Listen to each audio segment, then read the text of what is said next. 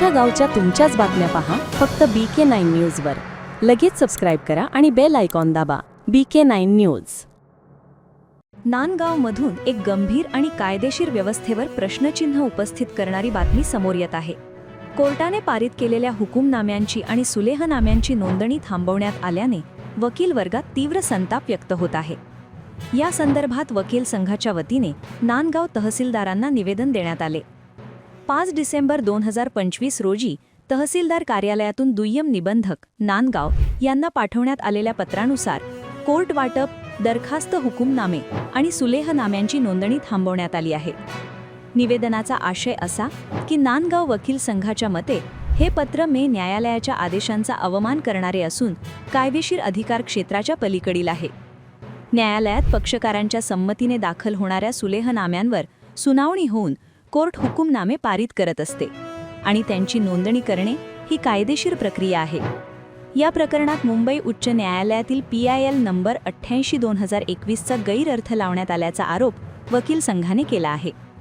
या निर्णयामुळे केवळ वकील वर्ग नव्हे तर सर्वसामान्य पक्षकारांचे मोठे आर्थिक आणि कायदेशीर नुकसान होत असल्याचेही नमूद करण्यात आले आहे। या पार्श्वभूमीवर नांदगाव वकील संघाने दिनांक 12/12/2025 पासून तहसीलदार कार्यालयातील सर्व अर्धन्यायिक व महसुली कामकाजावर बहिष्कार टाकण्याचा सर्वानुमते ठराव मंजूर केला आहे। या संदर्भात वकील संघाचे शिष्टमंडळ लवकरच जिल्हाधिकारी नाशिक यांची भेट घेऊन लेखी व तोंडी तक्रार करणार आहे।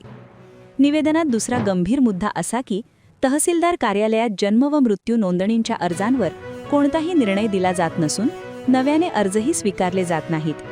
यामुळे शालेय विद्यार्थ्यांचे दाखले रखडले असून शैक्षणिक नुकसान होत असल्याचा आरोप वकील संघाने केला आहे।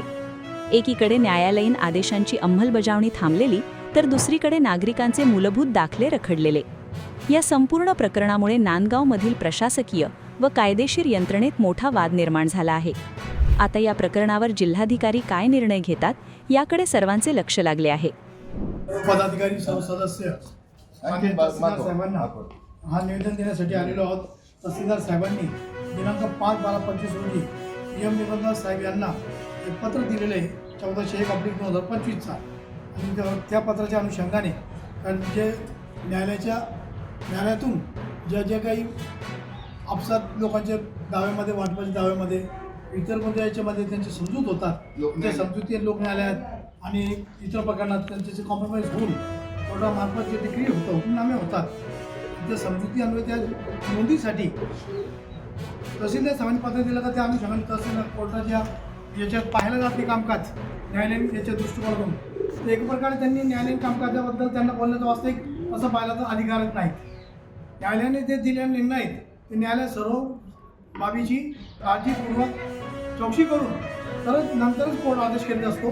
कोर्टाच्या आदेशानुसार हुकूमनामा पारित होत असतो आणि त्या हुकूमनाम्याच्या अनुषंगाने नोंद करणे ही महसूल अधिकाऱ्यांची प्राथमिक नैतिक जबाबदारी असताना मात्र उलट तहसीलदार साहेबांनी अशा प्रकारे संदर्भ अख्ख्या महाराष्ट्रात कुठेच नसताना फक्त नांदगावमध्येच अशा पद्धतीचं पत्र दिलेलं दिसून येत आहे।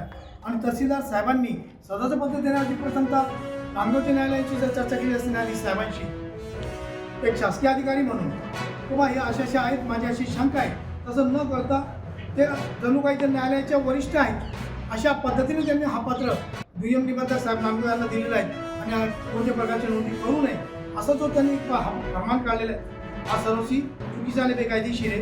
याबद्दल नांदगाव वकील संघाच्या भावना तीव्र आहेत आणि म्हणून नांदगाव वकील संघाने सर्व समितपणे हा निवेदन दिलेलं आहे आणि या संदर्भात अशा पद्धतीने जे केलेलं आहे ते पत्र काढून कोर्टाच्या समजूत पत्राची, हुकूमनाम्याची, न्यायनिर्णयाची कोणती दखल घेऊ नये हे जे पत्र देऊन त्यांनी कोर्टाच्या आदेशाच्या प्रकारे असं पाहिलं तर कोर्टाच्या न्यायालयाचं आदेशात सुद्धा अवमान हा याच्या सदरात नव्हतोय आणि म्हणून या सगळ्या दृष्टिकोनातून लोकांवर अन्याय होऊ नये आणि या दृष्टिकोनातून हा जो निवेदन दिलेला आहे या याची आम्ही प्रत महसूल मंत्रीकडून पाठवलेली आहे, विभाग आयुक्त साहेबांना दिलेली आहे, जिल्हाधिकारी साहेबांना दिलेली आहे आणि उपविभागाधिकारी साहेब आणि बाळगावराव महाराष्ट्र यांना देखील आम्ही याचे निवेदन पाठवित आहोत। आणि या अनुषंगाने आम्ही लवकरच सर्व वकील संघ, जिल्हाधिकारी साहेब नाशिक यांची देखील या संदर्भात भेट घेणार आहे आणि जो पावे तो हा पत्र मागे घेतला जात नाही तोपर्यंत पत्र मागे घेतला जाते तोपर्यंत या तहसीलदार साहेबांनी जे काही आपल्याकडे प्रकरणं चाललेली आहेत त्याच्यात वकीलपत्र दाखल सर्व वकील संघाची ते प्रकरणं तहसीलदार जिल्हाधिकारी साहेबांचा वरील आदेशही पावेतो तहसीलदार साहेबांनी कोणतीही प्रकरणं जे न्यायिक अर्धन्यायिक जे काही असतील ते जे काही चौकशी अर्ज असतील ज्याच्यात वकीलपत्र दाखल आहे ते संपूर्ण प्रकरणात तहकूब ठेवा. त्या प्रकरणात कोणत्याही प्रकारची पुढील कारवाई करू नये अशी मागणी आम्ही या निवेदनात केलेली आहे. आणि हे महत्त्वाचं आम्ही सांगतोय की जोपर्यंत आम्ही जिल्हाधिकारी साहेबांकडे जाऊन येतोय तोपर्यंत उद्या परवामध्ये किंवा जे काही तारखा येतील जवळच्या या प्रकरणामध्ये करू नये. कोणतेच वकील कामकाजाला येणार नाही. सर्व वकील लोकांनी आमच्या वकील संघाने कामकाजावर देखील बहिष्कार टाकलेला आहे आणि निवेदनात सुद्धा तसं स्पष्टपणे नमूद केलेलं आहे.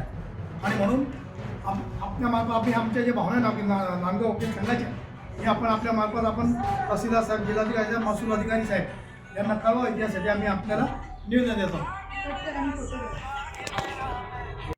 माझे सर्व ज्येष्ठ सभासद, माझे कलिक महिला सभासद, आम्ही सर्व एकमताने साहेबांच्या 5/12/2025च्या पत्राच्या अनुषंगाने एकमताने ठराव केलेला आहे.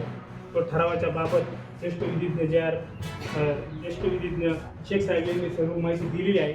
थोडक्यात मी सांगू इच्छितो की जे पत्र जे दिलेलं आहे सब रजिस्ट्रारला मुळात तेच बेकायदेशीर आहे. साहेबांना तो काही कुठलाही अधिकार नाही.